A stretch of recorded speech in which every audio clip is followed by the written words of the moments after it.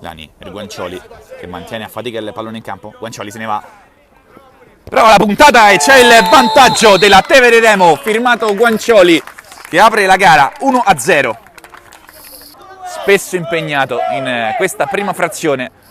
Chiamano lo schema i giocatori in maglia bianca. Signorelli! Anzi, era Guancioli il palo clamoroso. Subito chance per riportarsi in vantaggio. Ancora Guancioli, supera un paio di avversari, allarga sulla destra.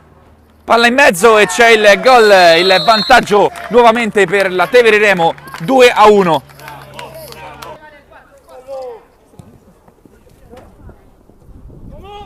Davanti alla porta c'è il gol da parte del numero 10 Guancioli che sigla la sua personale doppietta, settimo gol stagionale e 4-1.